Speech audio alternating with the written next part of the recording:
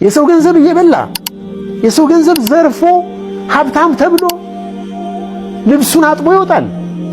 ሰው የሰው ገንዘብ ይዞ በሚሊዮኖች እየነገደ የራሱን ያኛው ሰውዬ በድህነት መኪና እየቀያየረ ይኛው በሰው ገንዘብ ተበድሮ የለኝም እያለ ሶስተኛ ቤት ይሰራል፣ ሁለተኛ ሚስት ያገባል። ምንድነው እየሆነ ያለው ነገር? ሐቂቃ እኮ ነው የምላችሁ። ይህ ሁሉ ይኸው መዒሸተን ደንካ ማለት እኮ ነው። አልጠግብ ባይነት፣ ስግብግብ፣ ሁሌ ጭንቅ፣ የለኝም ባይነት ኢን ሚሊየንስ እየቆጠረ ኢን 100 ሚሊየንስ ምናልባት እያለው የለኝም። ሹሑ ሙጣ ያልከው ማለት ነው። ሹሑ ሙጣ ስስት። በቃ ይህንን እኮ ባስቀረው ይላል። የሰው ገንዘብ እኮ ይዞ ነው። እቺን 1-2 ዙር ብሰራባት ስንት አገኛለሁ ይላል። እሱ እጅ ገንዘብ በመሆኑ ያ ወንድሙ ያጣውን እኮ አስብ። የራሱ ጉዳይ ይላል። ስልክ ዘግቶ ይጠፋል። አስከፊነቱ ደግሞ ቀደም ሲል ስታነሳ እንደነበረው መገለጫዎቹ የሙስሊም መሆኑ ነውና ያ አኺ አውልቀው ኮፍያህን ያ እኽዋ ወላሂ በዚህ አናጭበርብር። እንዴት በዲን ማጭበርበሪያ ይሆናል ዲን? እኔ ወላሂ አሕኪ ለኩም አንድ ነገር ልንገራችሁ። አንድ ወንድም በትክክል የሆነ የነገረኝ ማለት ነው። ፎርጂድ ካርታ እንደዚሁ ዓላመተል ኢስላም ያለው ሰው ማለት ነው። ፎርጂድ ካርታ ለአንድ ሰው ሸጠ። ያ ሰው ጭንቅላትን በሽጉጥ ነው የምፈነክተው አምጣ ብሬን አለው። ሲያውቅበት ማለት ነው። ይዞት ሄዶ ሌላ ሰው ጋር ያን ፎርጂድ ካርታ እንደገና ሽጦ ገንዘቡን ከፈለው። ያቺም ይሸጥላት ሴትዮ እንደ ሙስሊሞች ጋር መገበያየት እኮ ደስ የሚል ነገር ነው። እኔም ልቤ እኮ ስክን የሚለው ከእናንተ ጋር ስገበያይ ነው። ሙስሊም አይደለች፣ ሙስሊም አይደሉም ሴትዮዋ። ከዓመታት በፊት የሰማሁት ታሪክ ነው። this is our reality።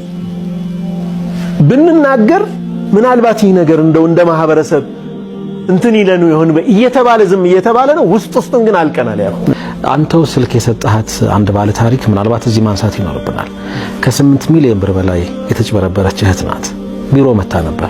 ብዙ ጊዜ ብዙ ሰዎች ስለሚደውሉ አንዳንዱ ነገር ከሰማኸው በኋላ እረፍት ይነሳል። አልፎ ልክ ባይሆንም አለመስማት ትላለህ። አንዳንድ ጊዜ 8 ሚሊዮን ብር በላይ ነው የተጭበረበረችው። እንዳልከው የሚታይባቸው ወንድሞች ናቸው። መሬት እዚህ ወደ ፉሪ አካባቢ ሳም ብቻ ታውቀው ይሆናል ታሪኩን። ህፃን ልጅ ይዛ ነው የመጣችው ቢሮ። ዛሬም ድረስ ታለቅሳለች። የባለቤቷን መኪና ነው ምናምን አሽጣ ባለቤቷ ጎረቤት ብር ሰጥቷት፣ ያ ጎረቤት ዳያሊሲስ ደግሞ የሚሰራ ሰው ማለት ለኩላሊት እጥበት ያስቀመጠውን ገንዘብ አበድሯት ሊያኖ በ15 ቀን ውስጥ መልሳለሁ ብላ ነው። እንደዛ ነው ያላቱ እነሱ ገንዘብ ከሱ ወስዳ ብቻ በጣም ነው በቃ ልብ የሚሰብር ታሪክ ያላት እህት አለች። ጠፉ ሰዎቹ خلاص ጠፉ፣ ከሀገር ወጡ። ነፍሰ ጡር ነበር። በጣም የሚያሳዝን ሐቂቃ ማለት ነው። አሁን ምን መሰለኛ ማህበረሰብ ውስጥ እንዲህ የሚያደርግ ሰው እየታወቀ ፊት የሚነሳው ሰው እንኳን የለም። እንደ ስማርት ይቆጠራል። በቃ ጎበዝ ጀግና ቢዝነስ የሚያውቅ ወላሂ አያውቅም። ቢዝነስ የሚሰራ ሰው ከምንም በላይ ትረስት ማዳበር አለበት። ቀጣይነት የሌለው ስራ እኮ ነው የሚሰራው። እንዲህ አይነት ሰው የሚሰራ ሰው ሁለት ጉዳት አለው። በዱንያም ኪሳራ ነው ሐቂቃ ማለት ነው። አንሲን የሆኑ ነገሮች አሉ እኛ ማናስተውላቸው። የሰው ገንዘብ የሰው ንብረት ወደኛ በመምጣቱ የሚመጡ ፈተናዎች አሉ። ሌሎች ፈተናዎች አላህ ይጠብቀን። አነ ላ ኡዘኪ ነፍሲ እኔ ራሴን ንጹህ አድርጌ ለመቅረብ አይደለም፣ ግን እንደ ማህበረሰብ ያለንበት ተጨባጭ በጣም አስጊ ነው። በጣም መነጋገር ያስፈልጋል። ኖ መባል አለበት። ጓደኞቹ ሊያኮርፉት ይገባል። አንለስ እነሱን ያን ስራ የማይሰሩ ከሆነ ከይፍ እንዴት አብረውት ሰላም ይሉታል? ምግብ ይበላሉ አብረው እንዴት አብረውት እንደ ትልቅ ሰው ያከብሩታል? ያን ሰው መናቅ ያለበት ሰው እኮ ነው። የሰው ገንዘብ እየበላ የሰው ገንዘብ ዘርፎ ሀብታም ተብሎ ልብሱን አጥቦ ይወጣል። ይሄ አይብ እኮ ነው ያኹዋ።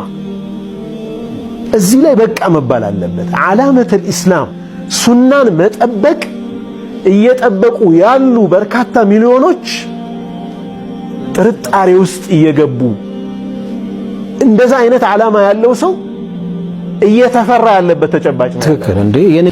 ተማሪ ያለው ምን አጋጠመኝ መሰላችሁ? ተማሪ ያለው ሰከንዲር ገብቻ 5 ኪሎ ፍራሽ መግዛት ፈለኩ። ፍራሽ ልገዛ ሲሄድ ባለ 12 ሴንቲ ያለ ባለ 10 ሴንቲ ያለ። እኔ ሙስሊም ነው ብዬ ነው ቀርቤ ለመግዛት የቀረብኩት። 12 ሴንቲ ላይ ያሳየኛል። እችን በእጁ ሸፍኗታል።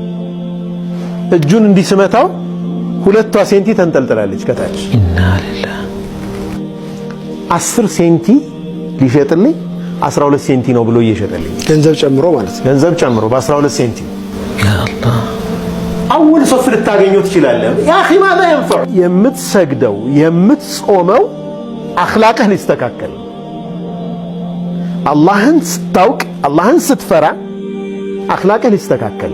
እኔ ወላሂ ነው የምልህ በየጊዜው የሚደርሱኝ ስሞታዎች አቤቱታዎች አሉ እና ሑርቃ አለኝ። እኔ ውስጤ በጣም እየተቃጠለ ነው ሐቂቃ ማለት ነው።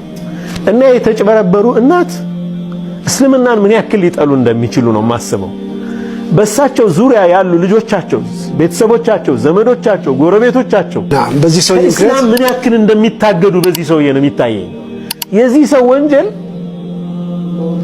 የገንዘብ ጉዳይ ብቻ አይደለም፣ ከኢስላም ሰዎችን የማገድ ወንጀል ሁሉ ነው። ይሄ በጣም ከባድ አደጋ ነው ያኸዋ።